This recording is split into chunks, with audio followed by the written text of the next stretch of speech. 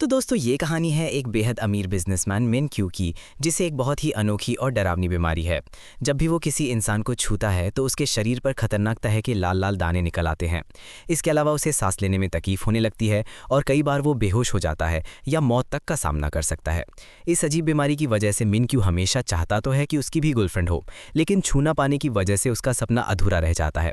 इसी वजह से वो पिछले 10 सालों से अपने ही घर में कैद होकर रह रहा है। वो बाहर की दुनिया में कदम तक नहीं रखता। उसका पर्सनल डॉक्टर डॉक्टर ओ लंबे समय से उसे ठीक करने की कोशिश कर रहा था, लेकिन किसी भी तरह का इलाज काम नहीं आया।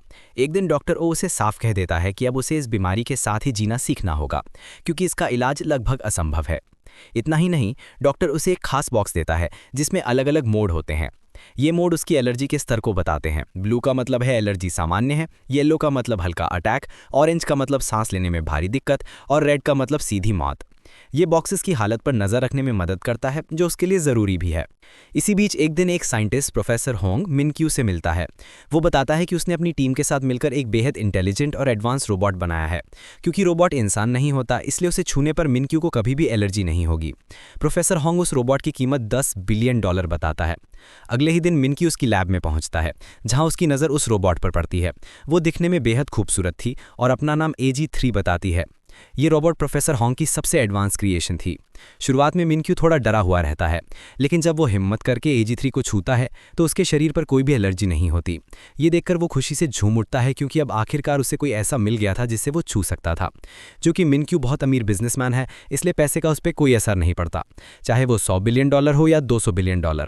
इसीलिए वो तुरंत प्रोफेसर होंग को पूरे $10 बिलियन देकर रोबोट खरीदने का फैसला कर लेता है। लेकिन परेशानी तब शुरू होती है जब अगले दिन प्रोफेसर होंग की टीम उस रोबोट पर रिसर्च कर रही होती है। तभी टीम का एक सदस्य गलती से सोडा की बोतल फेंक देता है और उसकी बूंदें सीधे रोबोट के प्रोसेसर पर गिर जाती हैं। इससे शॉर्ट सर्किट हो जाता है और AG3 का प्रोसेसर पूरी तरह से खराब हो जाता है। ये देखकर पूरी टीम घबरा जाती है, क्योंकि अगले दिन ही AG3 को मिन क्यू के घर डिलीवर करना था। रोबोट को रिपेयर करने में कई दिन लगने वाले थे और इस वजह से उनकी शानदार डील कैंसिल भी हो सकती थी। इसी चिंता के बीच प्रोफेसर होंग को एक आइडिया आता है। दरअसल उसने AG3 को अपनी एक्स गर्लफ्रेंड जिया के रूप में डिजाइन किया था। AG3 और जिया का चेहरा बिल्कुल एक जैसा था, इसलिए वो सोचता है कि क्यों ना असली रोबोट की जगह जिया को ही मिन क्यू के पास भेज दिया जाए। अगले दिन वो जिया से मिलता है और उसे ये ऑफर देता है कि अगर वो सिर्फ एक दिन के लिए AG3 बनकर रहे तो उसे 10 मिलियन मिलेंगे। यहाँ हमें पता चलता है कि जिया बहुत गरीब है और पैसों की उसे बेहद ज़रूरी है। इसी वजह से वो होंग का ऑफर मान लेती है। प्रोफेसर होंग उसे अगले दिन लैब में लेकर आता है और वहाँ पर असली रोबोट दिखाता है। इसके बाद उसकी टीम जिया को पूरी ट्रेनिंग देती है कि AG3 कैसे चलता फिरता है, कैसे बात करता है और कैसे हर स्थिति में रिएक्ट करता है।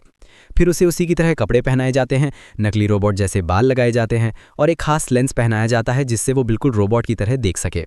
साथ ही टीम मॉनिटर के जरिए उसकी हर गतिविधि पर नजर रख सकती है। अब जिया को पूरी तरीके से समझाने के बाद उसे एक लॉकर में बंद करके मिनक्यू के घर लाया जाता है। अब जैसे ही इसे लॉकर से खोला जाता है तो जिया मिनक्यू को देखकर डर जाती है। अब यहाँ से फ्लैशबैक में दिखाया जाता है कि जिया डिलीवरी का काम करती है और वो एक प्रोडक्ट को डिलीवर करने के लिए मिनक्यू के पास पहुंची थी, लेकिन यहाँ पर मिनक्यू उस प्रोडक्ट की क्वालिटी देखकर उसे लेने से इनकार कर देता है। जिया यहाँ पर उससे बहुत ज़्यादा रिक्वेस्ट करती है, लेकिन मिनक्यू उसे फिजिकल कांटेक्ट करने में डर रहा था और इसके बाद वो यहाँ पर जिया को छोड़कर वहाँ से चला जाता है। अब क्योंकि जिया मिनक्यू को देखकर डर रही थी, तो इसकी वजह से मिनक्यू जल्दी से प्रोफेसर को कॉल करता है और कहने लगता है कि ये तुमने क्या भेज दिया, ये तो मुझे देखकर डर रही है। ये सुनने के बाद प्रोफेसर होंग एक कहानी बनाता है और कहने लगता है कि ये एक एडवांस रोबोट है और इसकी वजह से इसके 2 मोड हैं, ऑपरेशनल और फ्रेंड मोड। ऑपरेशनल मोड में वो एक पूरी तरीके से रोबोट की तरह काम करती है और फ्रेंड मोड में बिल्कुल इंसानों की तरह। इसमें यह फ्रेंड मोड में है, जिसकी वजह से वो तुम्हें देखकर डर गई।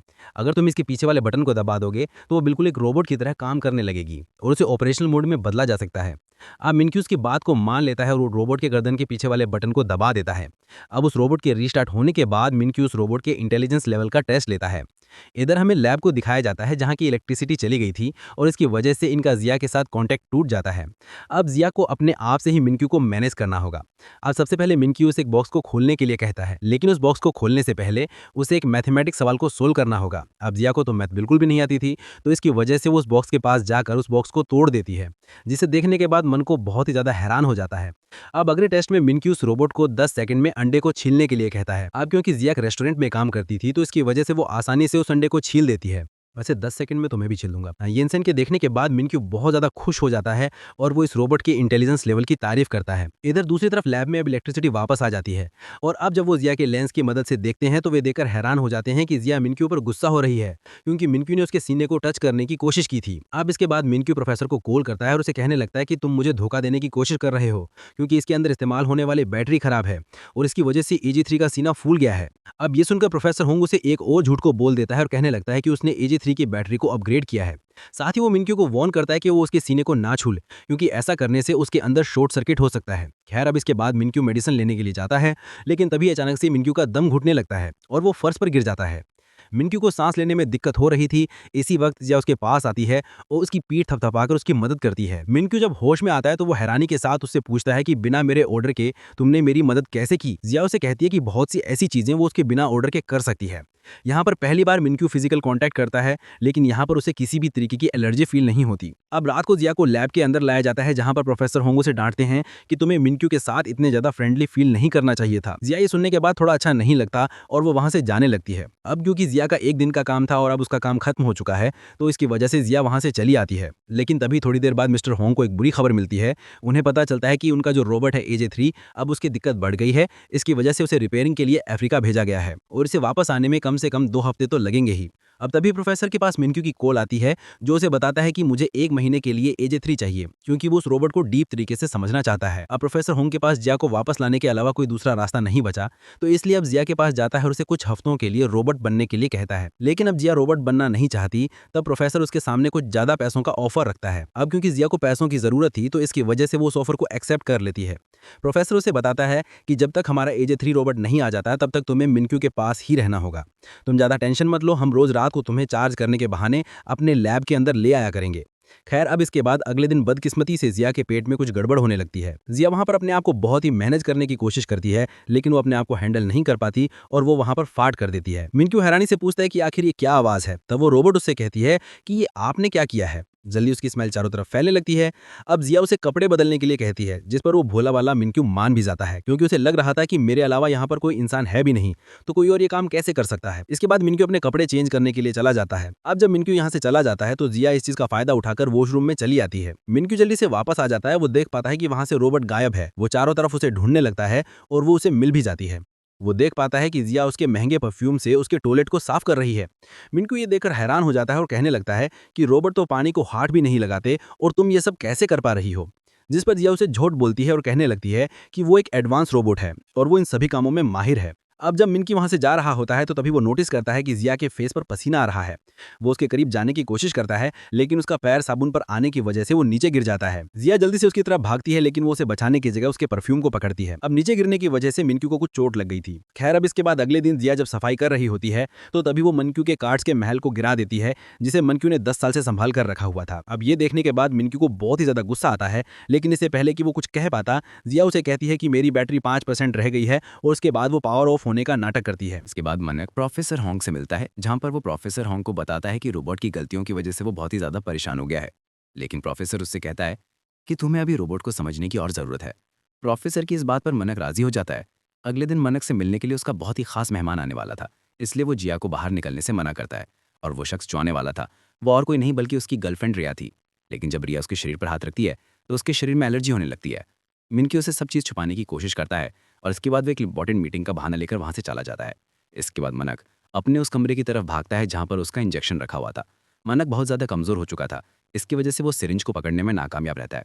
अब तभी जिया वहां पर आकर देखती है कि मिनक्यू ज़मीन पर लेटा हुआ है और उसे वहां पर सांस लेने में बहुत ज़्यादा दिक्कत हो रही थी। खैर, अब इसके बाद यहाँ से सीन शिफ्ट होता है और हमें वो वक्त दिखाया जाता है जब मिनक्यू को एलर्जी नहीं थी और इसके लिए सब चीज़ें नॉर्मल थी।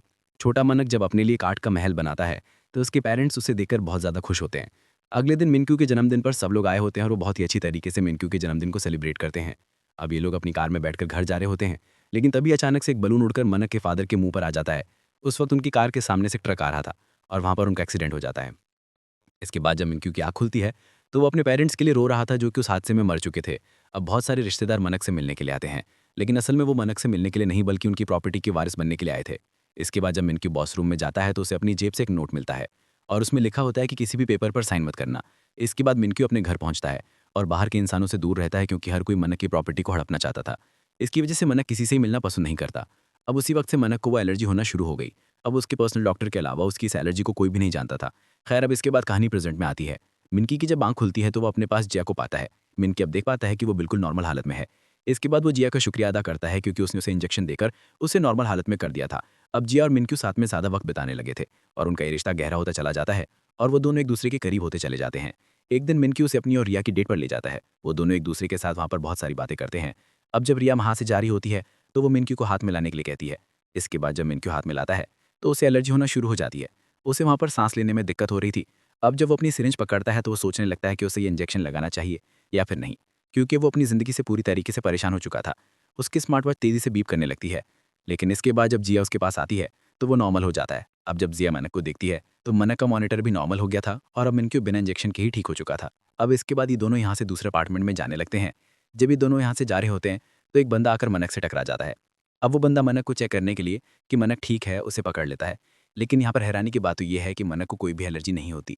अब ये देखने के बाद मनक मार्केट में जाने का फैसला करता है ताकि वो खुद को चेक कर सके कि वो असल में ठीक है भी या फिर नहीं। मनक ने अपने पिछले 10 सालों में ऐसा नहीं किया था। अब जैसे ही वो दोनों बाहर निकलते हैं तो एक बच्चा आकर मनक के हाथ से टकराता है, लेकिन अब भी मनक को कुछ भी नहीं होता। अब जब ये दोनों और आगे जाते हैं तो एक शख्स मनक का हाथ पकड़ता है। जब मनक जल्दी से अपने मॉनिटर को देखता है तो वहाँ पर सब कुछ नॉर्मल था। ये सब देखने के बाद मनक की आंखों में पानी आ चुका था। इसके बाद वो जल्दी से डॉक्टरों को कॉल करता है और वो वहाँ पर उनसे बताने लगता है कि मेरी एलर्जी खत्म हो चुकी है। अब तभी अचानक से एक शख्स आकर मनक से टकराता है और वहाँ पर एक बार फिर से उसकी वो एलर्जी उसे होने लगती है। उसका मॉनिटर तेज तेज बीप करने लगता है। इधर जिया मनक से अलग हो गई थी, इसलिए वो मनक को ढूंढ रही थी। अब तभी उसे मनक भी दिख जाता है। जब जिया मनक को देखती है तो उसका मॉनिटर बिल्कुल नॉर्मल हो जाता है। अब तभी एक कपल इनके बीच में आ जाता है तो अचानक से उसका मॉनिटर एक बार फिर से बीप करने लगता है। यहाँ पर मिनक्यू अपने डॉक्टर से कहता है कि कोई तो यहाँ पर है जिसे मैं देखता हूँ तो मेरी एलर्जी खत्म हो जाती है और जब मैं इसे नहीं देख पाता तो मेरी एलर्जी वापस आ जाती है। इसके बाद जिया मुस्कुराती है और मनक कॉल को बंद कर देता है और अब ये दोनों आपस में गले लगते हैं। यहाँ पर मनक जिया से कहता है कि मैं तुम्हारे लिए दुनिया की सबसे बड़ी बैटरी खरीदूंगा। इसके बाद वो घर पर पहुंचने के बाद डॉक्टर ओ से कॉल करता है और कहता है कि वो बिल्कुल ठीक हैं। डॉक्टर भी ये बात सुनने के बाद हैरान था कि पहली बार मनक को एक इंसान के टच करने के बाद कोई भी इन्फेक्शन नहीं हुआ। इसके बाद मनक जहाँ पर बचाता है वो जिया को अपने साथ लेकर जाता है। मिनक्यू अब जिया को अपना सबसे अच्छा दोस्त समझने लगा था। अब इसी दौरान हम AJ3 रोबोट को देख पाते हैं जो कि अब पूरी तरीके से प्रिपेयर हो चुका है, लेकिन अब इसे सही से काम करने में थोड़ा वक्त लगेगा। प्रोफेसर कहता है कि थोड़े दिनों बाद ही रोबोट पूरी तरीके से ठीक हो जाएगा। जिया जिसे मनक के साथ रहने की आदत पड़ गई थी उसे सुनने के बाद बहुत ही ज्यादा दुख होता है। एक दिन मनक जिया को एक रेस्टोरेंट के अंदर लेकर जाता है, लेकिन उसे अकेले सीट पर बैठा देता है। इसके बाद मनक रिया और उसके बाप से मिलता है। ये तीनों आपस में वहां पर बातें कर रहे होते हैं। इधर रिया अकेले बैठकर परेशान हो रही थी। अब थोड़ी देर बाद मिनक्यू जब उसे लेने के लिए आता है तो जिया उससे नाराज होकर वहां से चली जाती है। अब मनक जब तक सेफ है जब तक जिया उसके साथ है, लेकिन एक दिन मनक अकेला ही गैस स्टेशन पर पहुंचता है जहां पर वो अपना क्रेडिट कार्ड निकालकर वहां पर मौजूद वर्कर को देता है। अब जब वो वर्कर दोबारा से उस क्रेडिट कार्ड को मिनक्यू को देता है तो उसका हाथ मनक से टच हो जाता है, लेकिन मनक इस बात पर ध्यान नहीं देता और वो वहां से चला जाता है। लेकिन तभी अचानक से मनक को ध्यान आता है कि जब उस वर्कर ने उसका क्रेडिट कार्ड वापस किया था तो उसका हाथ उसके हाथ से लग गया था। उसे इस चीज से कुछ भी नहीं हुआ और मॉनिटर भी बिल्कुल नॉर्मल है और जिया भी उसके साथ नहीं है। इसके बाद मिनक्यू डॉक्टर ओ से मिलने के लिए जाता है और वो वहां पर उनका थैंक्स करता है क्योंकि डॉक्टर ओ कई सालों से मिनक्यू को ठीक करने की कोशिश कर रहा है और अब शायद मिनक्यू ठीक भी हो चुका है। यहाँ पर डॉक्टर ओ मनक से कहते हैं कि तुम्हें अब AJ3 रोबोट को वापस भेज देना चाहिए क्योंकि अब तुम पूरी तरीके से ठीक हो चुके हो और तुम्हें किसी की जरूरत भी नहीं है। अब अगले दिन मनक प्रोफेसर के पास जाता है और उसे बताता है कि शायद उसे रोबोट से प्यार हो गया है। प्रोफेसर उससे कहता है कि तुम्हें पता भी है तुम किसके बारे में बात कर रहे हो, एक रोबोट के बारे में। आखिर तुम रोबोट से प्यार कैसे कर सकते हो? रोबोट सिर्फ एक ऐसी मशीन है जिसे पहले से ही प्रोग्राम किया जाता है। ये सुनने के बाद मिनक्यू उससे कहता है कि चाहे कुछ भी हो लेकिन मुझे उससे प्यार हो गया है और शायद मैं धीरे धीरे उसके चक्कर में पागल होता जा रहा हूँ। अब यहाँ पर मिनक्यू प्रोफेसर से उसका हल भी पूछता है।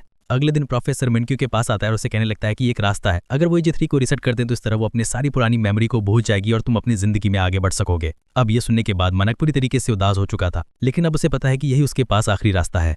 अब जब जिया ये खबर सुनती है तो वो भी वहां पर बहुत ही ज्यादा इमोशनल हो जाती है। अब जिया आखिरी बार AJ3 के कपड़े पहनकर मनक के पास जाती है। यहाँ पर मिनक्यू आखिरी बार जिया के साथ घूमना चाहता है, इसलिए वो बाहर लेकर जाता है जहाँ पर बर्फबारी हो रही होती है। खैर अब इसके बाद ये दोनों अपने घर पहुंच जाते हैं। अब ये दोनों आखिरी बार एक दूसरे को देख रहे थे। यहाँ पर मिनक्यू जिया का शुक्रिया अदा करता है। अब ये सुनने के बाद जिया की आंखों में आंसू आ जाते हैं। इसके बाद मिनक्यू जिया के पास जाता है और अपने गले में से अपनी माँ का लॉकेट निकालकर जिया के गले में डाल देता है और अब वो यहाँ पर जिया को गले लगाता है और उसके बाद वो उसका रीसेट बटन दबा देता है। अब इस तरीके से AJ3 की सारी मेमोरी रीसेट हो चुकी थी। अब रात के समय में हम जिया को देख पाते हैं जो कि मिनक्यू के लिए बहुत ज्यादा रोती है।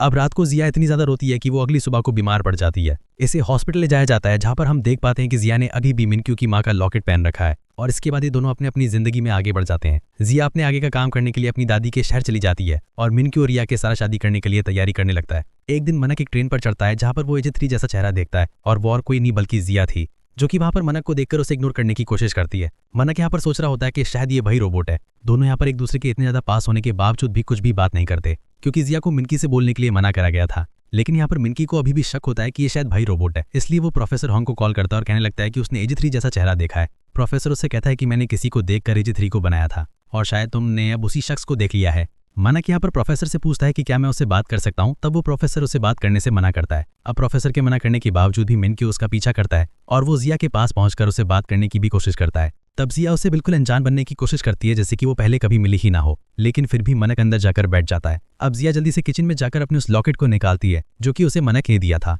अब यहाँ पर बहुत सारा समय बीत जाता है, लेकिन अभी भी मनक वहाँ पर ही बैठा हुआ था, जिसकी वजह से जिया को उससे बात करने पर मजबूर होना पड़ा। यहाँ पर जिया मनक को सारी बातें सच सच बता देती है। वो उसे कह कि आज से 4 साल पहले प्रोफेसर हॉन्ग ने मेरे रोबोट पर मेरा फेस यूज करने के मुझे पैसे दिए थे। मनक उससे ये सब करने की वजह पूछता है, लेकिन जिया यहाँ से उसे भगा देती है। वो यहाँ पर मनक को धमकी देने लगती है कि अगर वो यहाँ से नहीं गया तो वो पुलिस को कॉल कर यहाँ पर बुला लेगी। तब मिनकी उसकी दादी से पूछता है कि क्या यहाँ पर रहने के लिए कोई कमरा है। तब उसकी दादी उसे हाँ कह देती हैं और उसके बाद वो उसे यहाँ पर रहने देती हैं। अगले कुछ दिनों के अंदर ही मिनकी उसकी दादी के साथ बहुत ही अच्छे ताल्लुकात बना लेता है और अब वो किसी तरीके से जिया के साथ भी रहने लगा था और वो उसके साथ बिताए हुए पुराने समय को याद कराने की कोशिश करता है। खैर, अब इसके बाद एक दिन जब मिनकी जिया को ढूंढ रहा होता है तो वहाँ पर उसे जिया नहीं मिलती। इसके बाद वो जिया को लेकर परेशान हो जाता है। वो वहाँ पर जिया को हर जगह ढूंढने लगता है और आखिरकार वो जिया को ढूंढ भी लेता है। जिया मनक को देखने के बाद अपने नेकलेस को छपा लेती है, लेकिन मनक ने उसके नेकलेस को देख लिया था। अब ये जानने के बाद उसके साथ धोखा हुआ है, उसे बहुत ही बुरा लगता है। अब इससे पहले कि वो जिया से कुछ कह पाता, उसे वहाँ पर एलर्जी होने लगी थी और अब उसका मॉनिटर भी रेड पर पहुंच चुका था। ऐसा अभी तक नहीं हुआ था।